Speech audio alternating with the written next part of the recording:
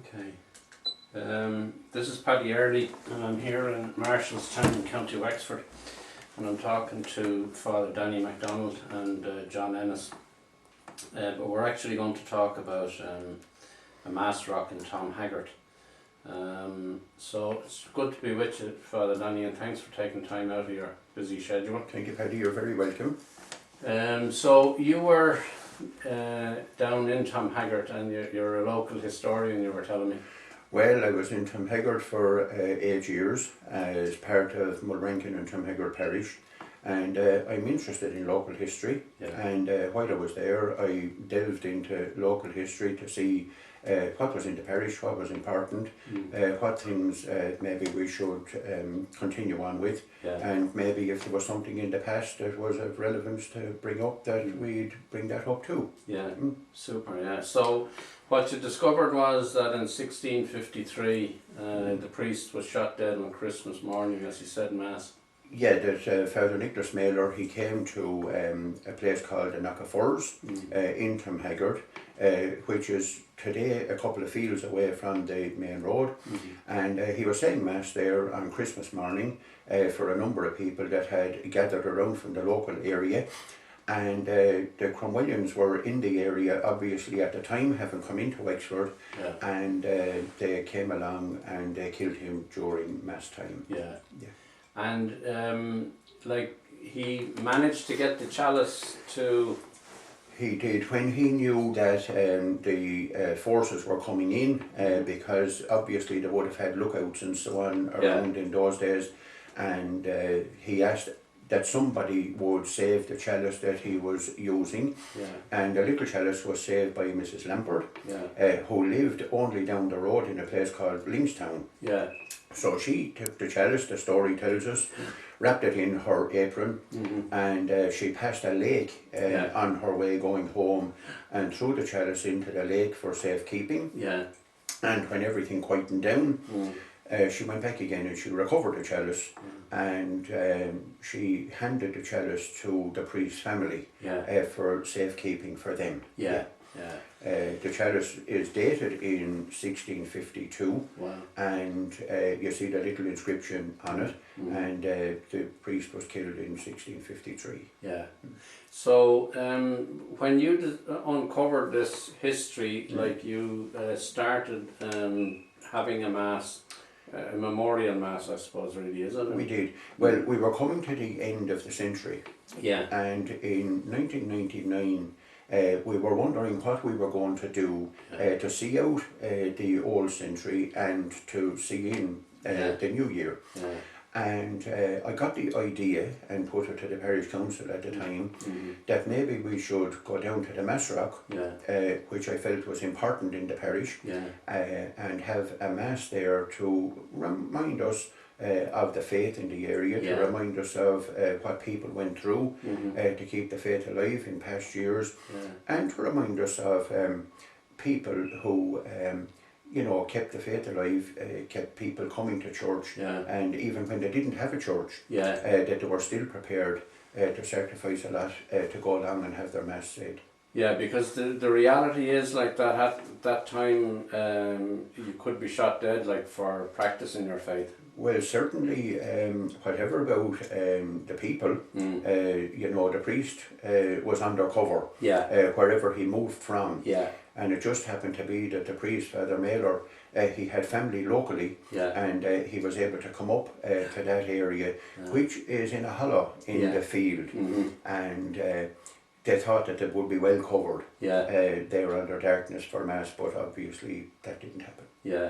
And it's a wonderful thing because I've been to it, and that's why I was interested in it. Like I've gone to it now since I knew about it 6 or 7 years ago, and hundreds of people gather at maybe 7:30 in the morning in the village of Tomhaggard, and put on their wellies and warm clothes and troop across the field with the torches. Absolutely. During Mass then the dawn is coming up and the birds are starting to sing, so it's a powerful... It is that, you know, we decided on a time rather than go down maybe in the middle of the night. We said that we'd go at 8 o'clock in the morning for, well, that was the Mass start, but people obviously would be coming, as you say, at about 7:30 in the morning or maybe before that. And we started off quite small. We had about, I suppose, 100 people the first year. Yeah. And because it was so successful that year and people liked it so much, they said, why not continue? Yeah. Now, it was only to be for 1 year. It was never meant to be. But this year now will be the 17th year of it. Yeah. So it's great to see that it's still going and that the numbers are growing as well of people. And it's not only people locally anymore now, but it's people from all around the county and indeed from neighbouring counties as well. That I've known people during my time there who have come from, you know, neighbouring counties to be there on a Christmas morning. Yeah, I come over from Dunmore East, like, you know, so I mean, it's a bit of a trek across, but it's such a powerful thing. Absolutely, and I think that, you know, that, you know, it helps people, and people appreciate, I think, prayer and appreciate sacrifices that were made. Absolutely. And I think that people, you know, that it's a great gathering on a Christmas morning of people from all over the area to come and be together. And it's a simple faith. It's not something that's, you know, that's there, that there's no great nothing. It's a big simple faith that people have in common there. And it's funny, I was talking to John because I contacted John because he sings the ballad of Tomhaggard at the Mass every year, and he said to me like that it's very much a part of his Christmas now. Well, you see, in the very beginning there was the ballad of the Tomhaggard murder. Now, that was written by the late Nick Kinselet from Rowley. And Nick seldom performed it, but his family performed it on odd occasions. So I approached Nick and I told him that what I had intended on doing as well. And of course I knew that John was familiar with the song, and I asked John would he sing the ballad of the martyr at the end of the Christmas morning mass, and John has been doing that every year since. It's a great thing, like, isn't it? Oh yeah, and has recorded it also. And it's on YouTube.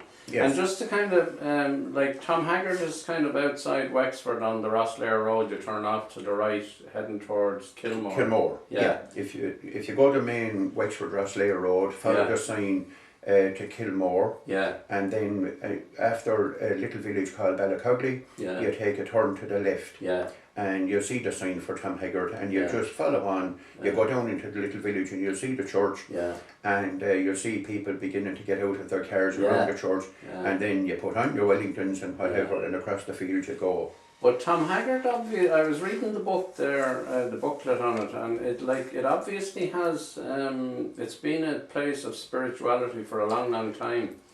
Like there's old ruins there, and it can be traced back to about the 300s. And Saint Misasser, which gives his name Tomhaggard, to the place, and he had a little foundation down there. And after the foundation of his time, the monks came, and they had a bigger foundation there in about 1250 or 1220 or something like that.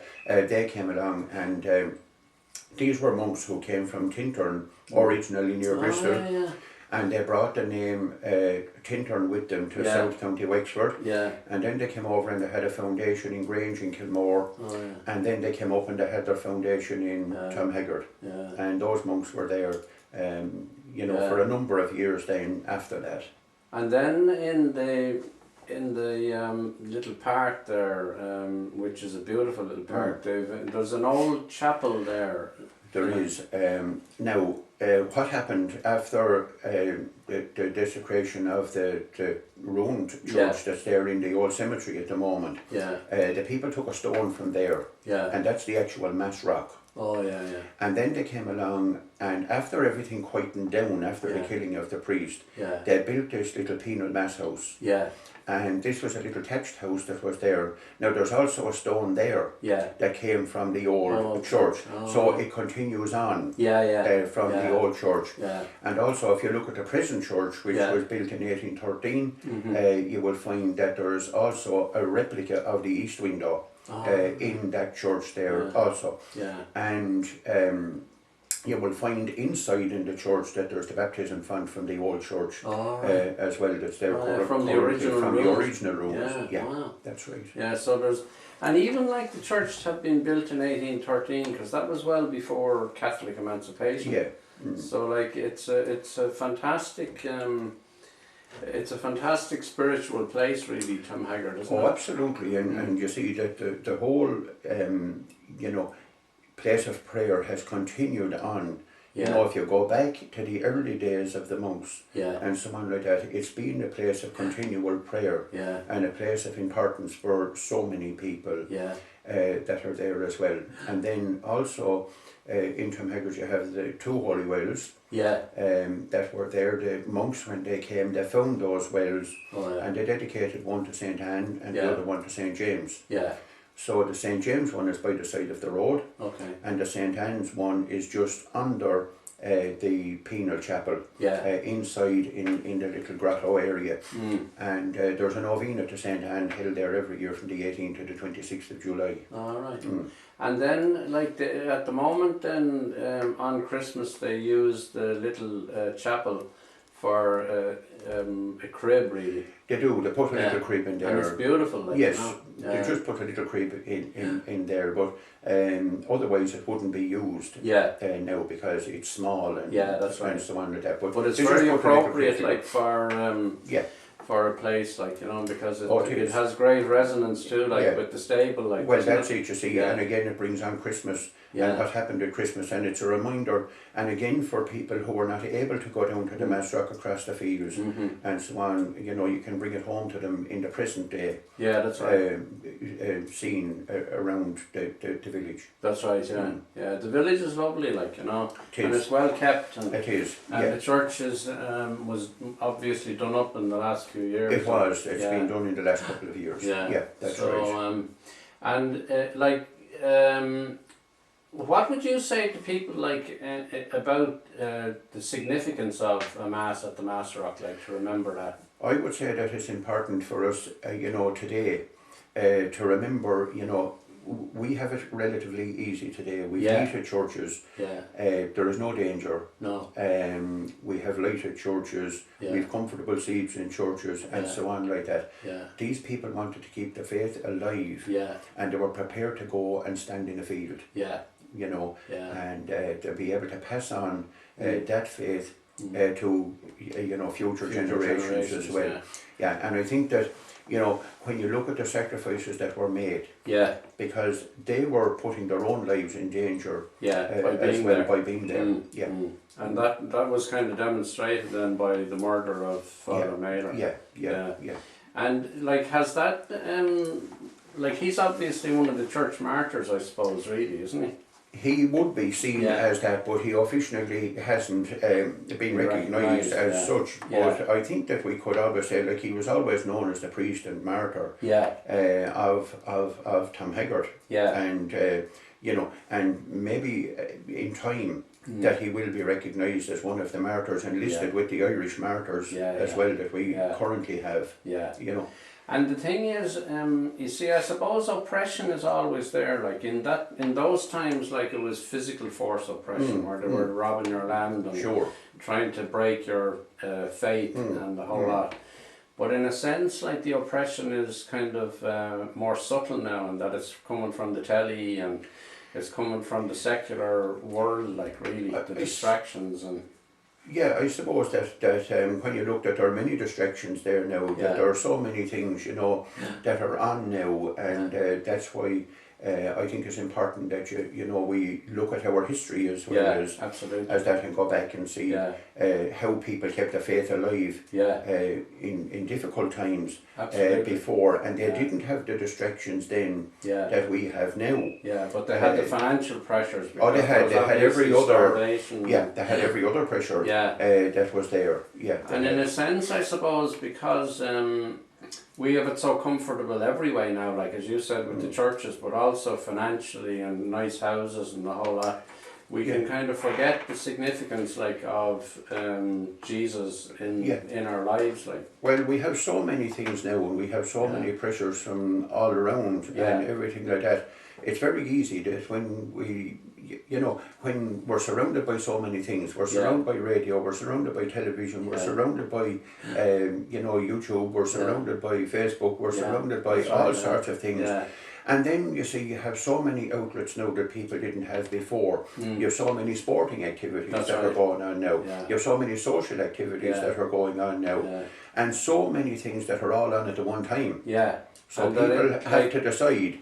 And they have to choose, like, And before, you see, in the earlier days, well, there was nothing much else going on. Absolutely. So they didn't have as well, that much was kind of the centre of your social life as well. So, like, people came to church, and that's where you met everybody. That's where people, gathered, where they were able to share, where they were able to, speak about various things. They were able to speak about all the things that were going on in their local parish and so on like that, and meet people that maybe they wouldn't see from one end of the week to the other.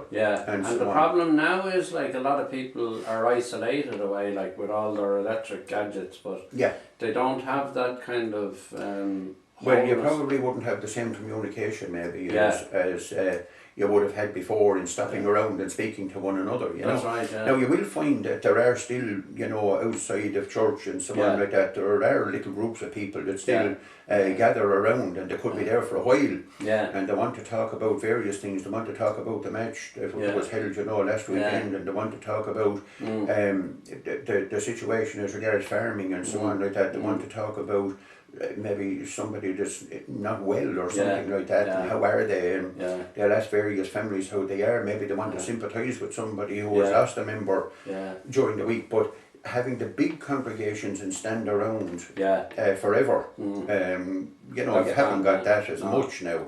Because there's too much pressure, and then with 7-day shopping and all, like, it's, well, that's it, you see. The thing about having the day for the Lord is kind of... you have so many things now, like, you have to decide now, and it's there. You just need to pull back, and you need to decide and take time out. That's right, And so, did you come to Marshallstown then from Tomhaggard? I did.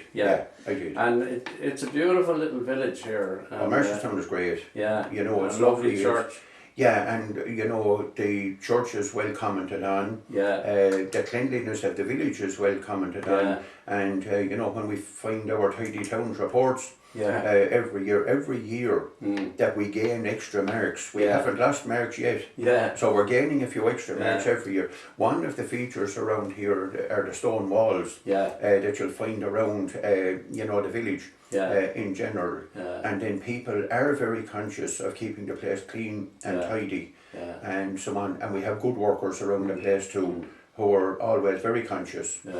And people here, I'm sure it is in every place that you go around, but they're extremely respectful of their dead too. And they come here. You always see people here in the cemetery. Every day in the week there's somebody in the cemetery coming to visit their dead and keep their graves with their loved ones. And you were saying as well, like, that November, like, you have the candles for... we do. We have the loving memory candles, and people can bring them home and light them when they want to say a little prayer themselves privately for the dead, or just to remind the family of the people that have died maybe in the past year, or even in the past God knows how many years.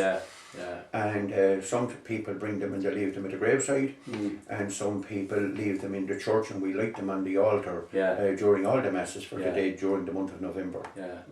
And you see, I suppose, like, you're typical, like, in that you're running 2 churches and 2 schools, so, like, there's a lot of pressure, and you have mass every day. Mass every day, yes. So, like, there's a lot of pressure on you between sick calls and the whole lot, like. And there is that, you find, but people are good, people are understanding, and people are very helpful. I've great people around the parish who help me in so many ways, and take on various little jobs, you know.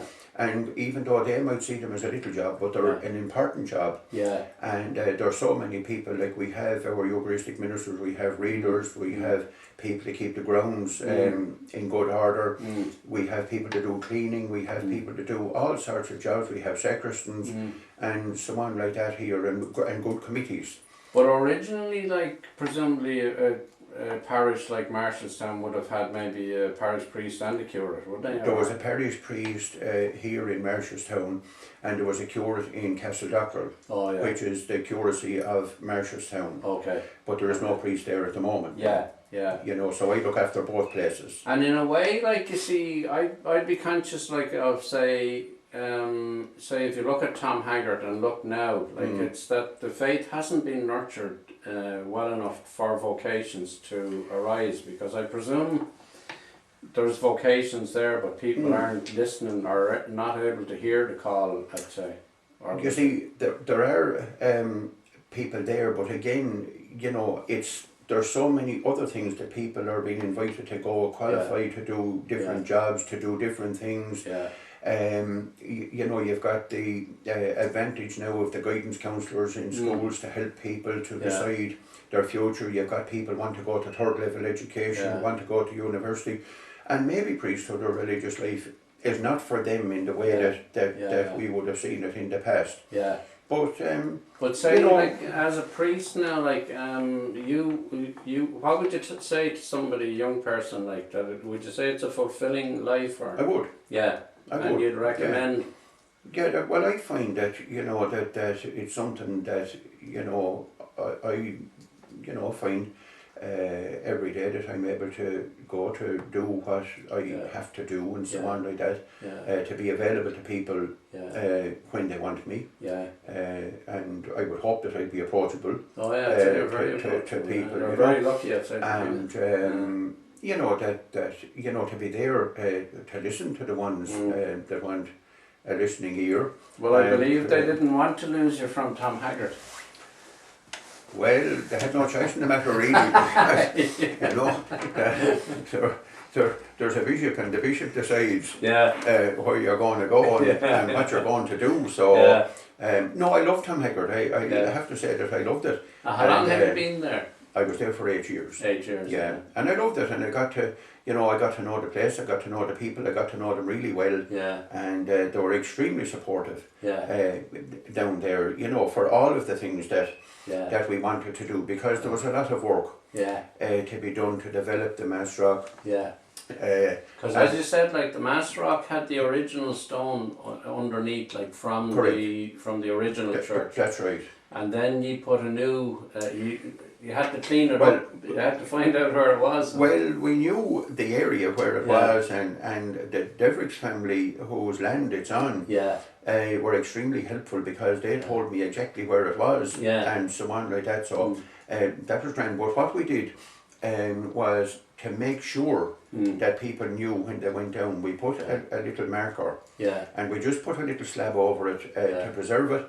And also, when we have Mass down there, just to put the sacred vessels and the little books and so on like that on this little slab. But we just put a little marker on it that this is actually the place where... it's beautiful, like, it's a beautiful stone, like, and it's all engraved about with the historical facts. Correct, like, that's right. And it's a wonderful recognition. And you did a job then on the headstone in the graveyard for Father Meyler. Yeah, he is buried inside in the ruins of the old church in there, so he is in there. Yeah. And down in the back of that little cemetery then, there's another little graveyard which was cut off from the main cemetery, called the Sailor's Home. Okay. And that's where a number, and we don't know how many, of sailors who were washed ashore, who were shipwrecked around the south coast, were brought up, and people led them to rest there. So how many are in it, who they were, their nationalities or that, we don't know. But it was something, again, that we decided that we'd make a little memorial garden down there. And that's down at the end of the cemetery to the sailors, because that's the area where they were all laid to rest. Well, it's wonderful, like, to remember those things because they're all part of the history of the area. They're the history of the area, and I think it's good. And the people now, they have taken it all on board. Yeah. And they've kept it alive. Yeah. And it's now passing on to the next generation, and so on like that. So it's something that's there now for the younger generations coming up, Absolutely. and they're learning about it as they go along. Yeah, what I think about it is like that you go over there on a Christmas morning and like you have to make an effort to go, like, but you remember like that people they didn't have these comfortable churches and they didn't have facilities, and that they were so keen to keep their faith alive, that their faith was so important to them. Oh, absolutely. Even though like they were being told like forget about it. Yeah, their faith was important to them. They wanted to keep their faith alive, and every time that they had the opportunity to go to Mass then, which wouldn't have been probably every weekend, or that they wouldn't have had the opportunity to go, but when they got the opportunity to go, they made sure to go whenever the priest was available. Because I presume the priest was kind of travelling around over a big area. I'd say he probably was, and so on, but when he came there, people gathered around and the word went around and it was passed around that the priest was going to come, there was going to be Mass. Yeah, before we had Facebook and mobile phones. Before we had anything at all, it was just word of mouth and whisper, I suppose, to your neighbour that there's going to be, that there's going to be Mass in the field whenever, And would they reckon like that on that morning, like that somebody had reported that there was going to be a Mass there? It's one theory that's there, maybe somebody did, and maybe it was just by luck, or maybe they were, around the place and they saw these people on the move and they followed them to see where they were going or what they were doing. So there's various theories. And how would you feel about the faith now? Like, I mean, there still is a good depth of faith in a lot of places, isn't there? There is, and you would find that, people still have faith. That people may not always practice the way we used to practice, but people do have faith, and you will find that in time of when, difficulty, time of worry, time when they need prayer, that they come along, you'll see them, at various times. You will find that, when somebody is sick or passing in an exam or whatever it is. But at the same time, they're not really kind of, like the rules are like that you have to go to Mass once a week and you have to get confession once a year. Yeah, they don't see that as important, maybe. Some people don't maybe see that as important.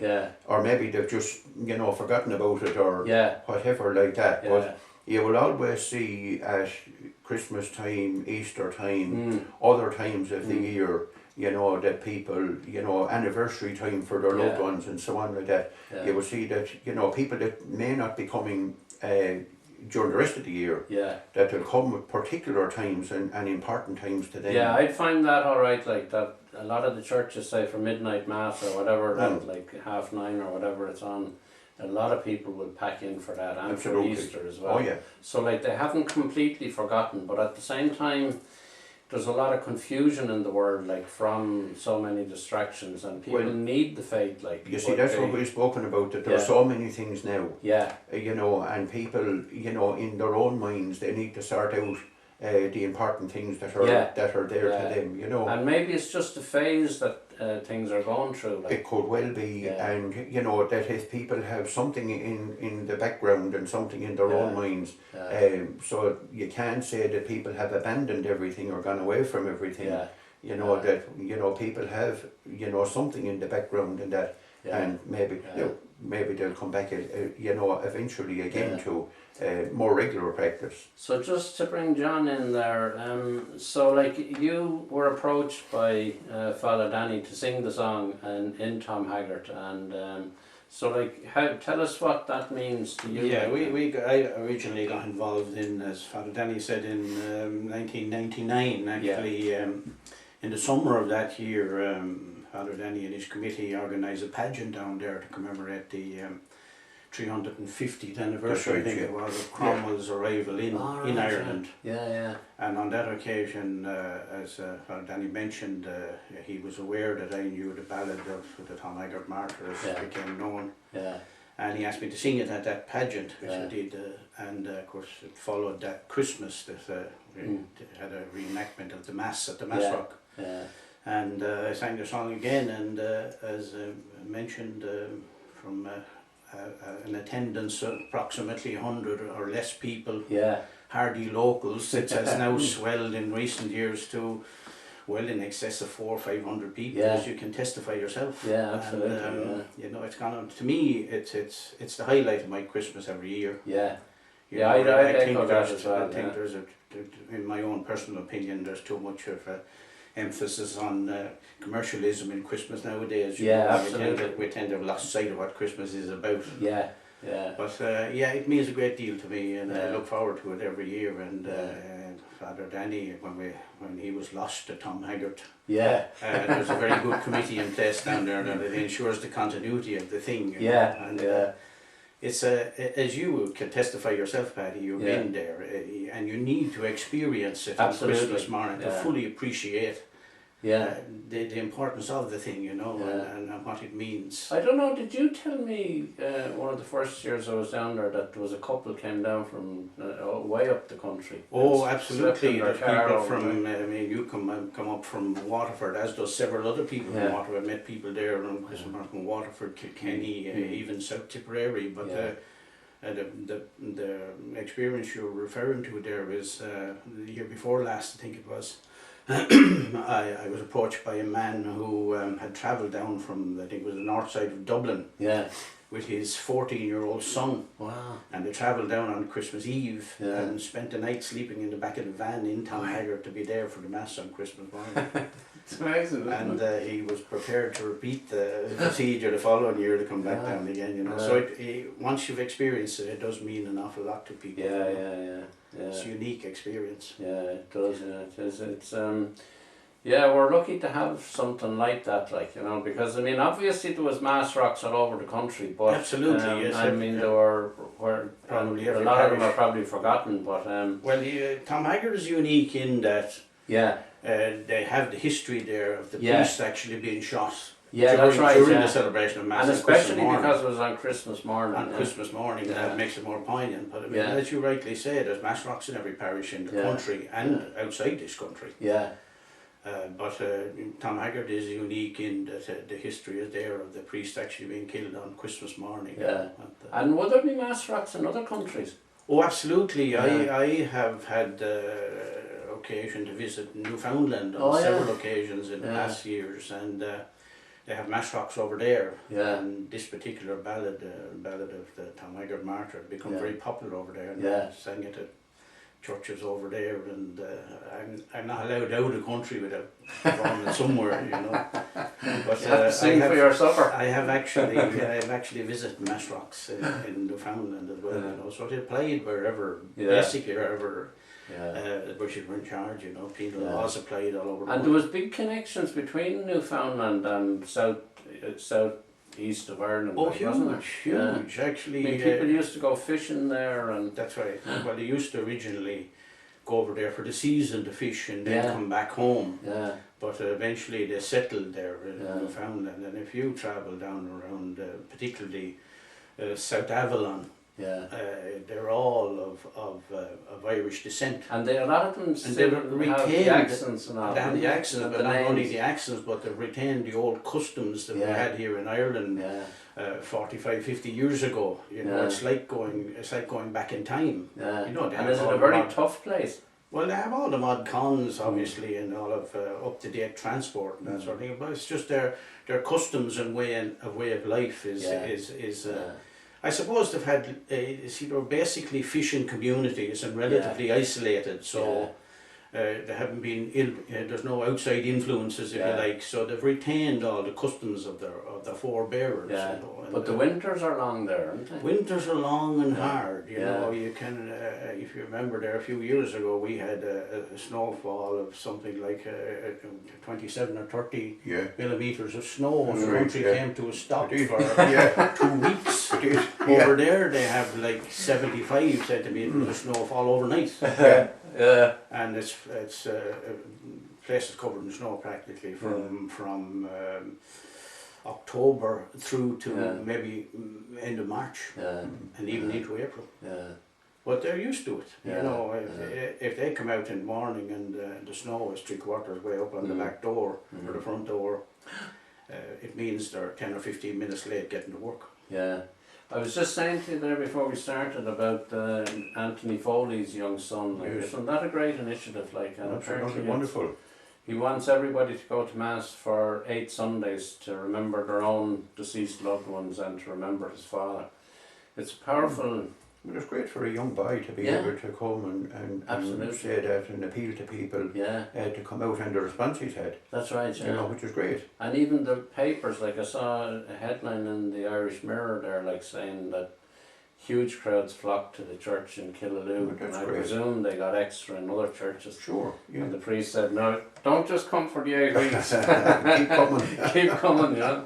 And that's what we need, like, to Yeah, remind well, it's people, great like, for a young boy to, you Yeah. know, to encourage people Isn't to it come wonderful, out yeah? and remember his father and other people too. yeah, absolutely.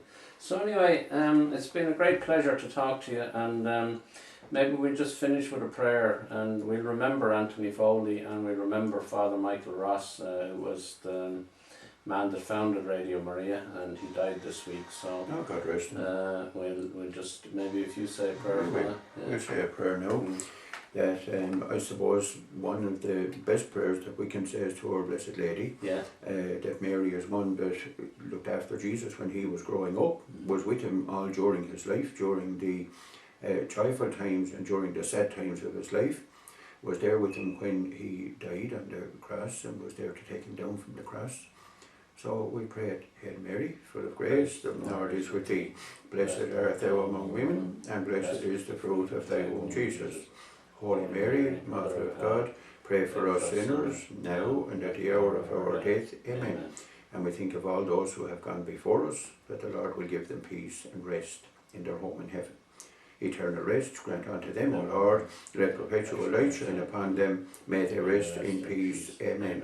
May their souls and the souls of all the faithful departed, through the mercy of God, rest in peace. Amen. In the name of the Father, and of the Son, and of the Holy Spirit. Amen.